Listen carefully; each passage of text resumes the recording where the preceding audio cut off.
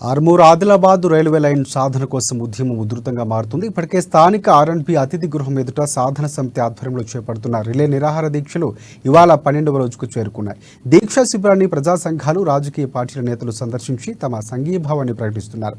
ఇందులో భాగంగా శనివారం మున్నూరు కాపు సంఘం సభ్యులు దీక్షా శిబిరానికి వెళ్లి తమ సంపూర్ణ మద్దతును ప్రకటించారు. రైల్వే లైన్ సాధించేంత వరకు అండగా ఉంటామని, అప్పటి వరకు తమ పోరాటం కొనసాగిస్తామని వారు స్పష్టం చేశారు. ఆదిలాబాద్ ఆర్మూర్ రైల్వే లైన్ పూర్తయితే రవాణా సౌకర్యం మెరుగుపడి ఆదిలాబాద్ అన్ని రంగాల్లో అభివృద్ధి సాధించడానికి అవకాశం ఏర్పడుతుందని అన్నారు. విద్య, ఉద్యోగ, ఉపాధి అవకాశాలు పుంజుకుంటాయన్నారు.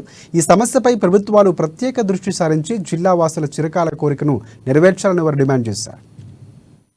ఆదిలాబాద్లో ఏర్పాటు చేసినటువంటి railway Armoor to Adilabad Sadhana committee యొక్క రిలే నిరాహార దీక్షల్లో మా సంఘం తరఫున పాల్గొనడం జరిగింది.